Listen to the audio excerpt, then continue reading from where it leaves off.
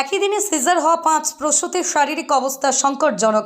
দুজনকে পাঠানো হলো কলকাতায়, 3 জন ভর্তি সিসিইউতে। ঘটনায় চাঞ্চল্য চুঁচুড়া ইমামবাড়া জেলা হাসপাতালে।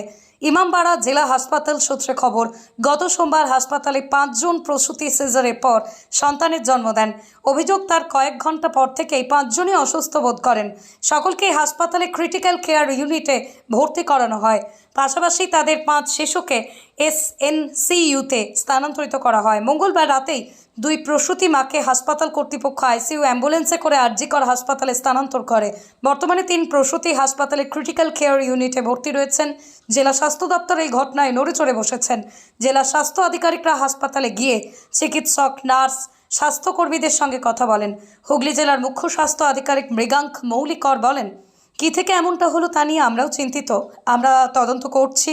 মায়েদের কিডনি সংক্রান্ত সমস্যা দেখা দেয়, সেটা প্রেশার বাড়া কমা হতে পারে, ওষুধপত্র দেওয়া থেকে হতে পারে। দুজনকে আরজিকর হাসপাতালে পাঠানো হয়েছে।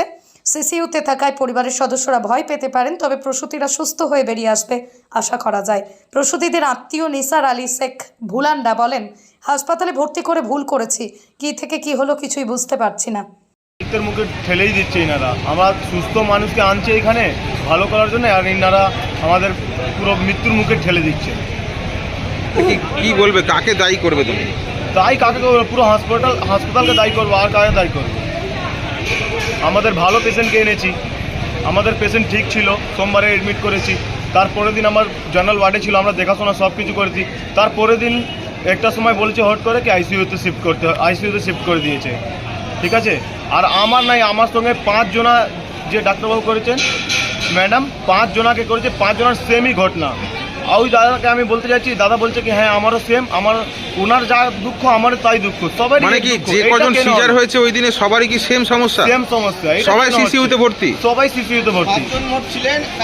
কি বলবেন এতে, কি বলবে এতে? কি হাসপাতালের তাহলে গাফিলতি দেখতে পাচ্ছেন? হাসপাতালে গাফিলতি আছে তো, না হলে সবার এক সমস্যা কেন হবে? 5 জনের এক সমস্যা কেন হবে? আমি মানতে পারি কি আমারটা একটা ডিফিউজ হয়েছে, কিছু প্রবলেম আছে, আমার ওর বডিতে কিছু প্রবলেম আছে, আমার হয়েছে, কিন্তু 5 জনের একই ধরনের কীভাবে হবে? সবাই তো সুস্থ এনেছি, আগে থেকে সব কিছু ছিল রেডি, সব কিছু দেখাশোনা করিয়ে এখানে এই হাসপাতালে চেক আপ করিয়ে এখানে এডমিট করিয়েছি। আমরা এখানে এডমিট করিয়েই ভুল করেছি। কি নাম আপনার? আমার নাম শেখ ভুলান। ভর্তি করছি আমি। হ্যাঁ, সোমবারকে আমার ডেলিভারি হয়েছে, সিজার হয়ে। তো কি বললো ডাক্তার? তার সেদিন ঠিক ছিল, সেদিন আমি নিজের বড় শালাকে এখানে রেখে আমি রাত্রিরে বাড়ি চলে গেছি। সকালবেলা আমি এসেছি এখানে। সকালবেলা আসার পর প্রায় 1টা নাগাদ আমাকে ডাকলো, ডেকে বললো যে এই ব্লাডের স্যাম্পলটা নিয়ে এসে ব্লাড রুমে দিয়ে দিন। আমি ব্লাড ব্যাংকে নিয়ে গেছি। ব্লাড ব্যাংকে দিয়ে আস্তে আস্তে আমার পেশেন্টকে আইসিইউতে দিয়ে দিয়েছি, সিসিইউতে। আমি জানি না, এবার যদি মাইকে অ্যানাউন্সমেন্ট করছে তো ব্লাড ব্যাংকের ওইখানে আমি শুনতে পাই। এসে দেখছি, জিজ্ঞাসা করলাম তো বললো তুমি তাড়াতাড়ি চলে যাও, সিসিইউতে তোমার পেশেন্টকে নিয়ে গেছে। আবার ওখান থেকে ছুটে এসে এখানে দেখছি যে এখানে ভর্তি হয়েছে। কী ব্যাপার? তো বলছে কি তোমার সিলাইয়ের এখান থেকে ব্লিডিং হচ্ছে। মানে কি সবাইরই সেই একই অবস্থা? কবে মানে কতদিন হয়েছিল বাচ্চার, মানে কতদিন হয়েছিল প্রেগনেন্সির? ওই 7 দিন বাকি ছিল, 7 দিন মতন বাকি। কোন ডাক্তার করেছিল জানেন? এই সেম শবনম বানু। জি। তো যেদিনকে হয়েছিল সেদিনকে সব পেশেন্ট আপনার সঙ্গে যারা রয়েছে সব পেশেন্টেরই একই সমস্যা? একই সমস্যা, আর সবাই আইসিইউতে রয়েছে? সবই আইসিইউ।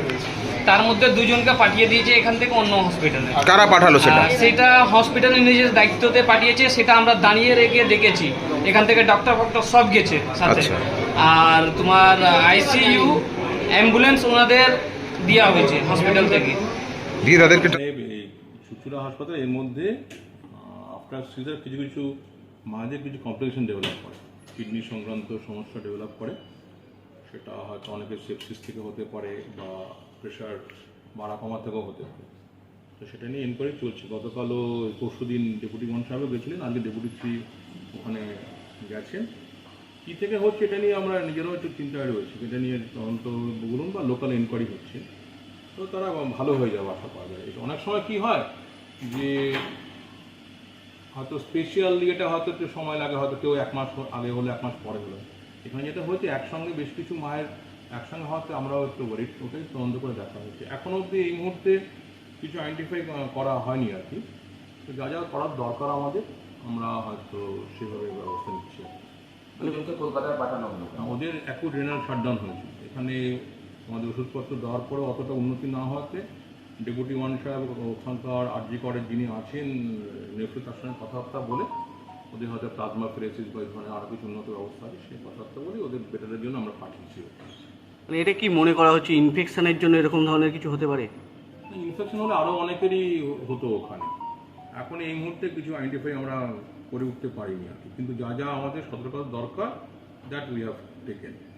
পরিবারের লোকরা পরিষ্কার কিছু উত্তর পাচ্ছে না, তাদেরকে কেউ বলছে যে ইনফেকশন হয়েছে, সিসিউ ঘর থেকে কেউ বেরিয়ে বলছে, হ্যাঁ ওরকম, মানে ওরা একটা আতঙ্কে রয়েছে। আদৌ কি হলো? স্বাভাবিক, শিশুতে থাকলে পরে তো সব বাড়ির লোককে একটু আতঙ্কিতই হয় আর কি। আর শিশুতে থাকা মানে ওখানকার বাড়ির লোকরা জানে যে হয়তো ইনফেকশন হয়েছে বা কিছু কিডনি ফাংশন হয়েছে, সেভাবেই আমাদেরকে অ্যাপ্রাইজ করা হয়েছে আর কি।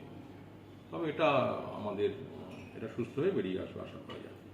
5 জন মা আর 5 জন সদ্যজাত আপাতত সুস্থ পাওয়া যায়, মানে আশঙ্কাজনক অবস্থায় নেই। আমরা তো 5 জনের মধ্যে 2 জনকে পাঠিয়েছি আরজি করে, তারা ওখান থেকে এক্সপেক্টেড মাচ বেটার হবে। আর বাকিরা এখন ট্রিটমেন্ট চলছে, আশা করা যায় তারা দে উইল বিকাম স্টেবল আর কি। ওটি কি সোমবার থেকে বন্ধ রাখা হয়েছিল কিছুক্ষণের জন্য? না না, সেরকম কোনো খবর নেই আমার কাছে। যে দুজনকে কলকাতা ট্রান্সফার করা হয়েছে সেই দুজনকে হাসপাতাল নিজস্ব তৎপরতা এখান থেকে পাঠিয়েছে, তাহলে কি হাসপাতালের কোনো গাফিলতি দেখা যাচ্ছে এখানে? না না, গাফিলতি কেন হবে? আমরা দুজন মনে করেছি যে এখানে দেখা যাচ্ছে যেটা আমাদের হাতে বন্দোবস্ত নেই, যেগুলো কিডনি শাটডাউন হলে তো আমরা চেষ্টা করি ডায়ালিসিস করা বা অন্যান্য ফ্লুইড দিয়ে ম্যানেজমেন্ট করা।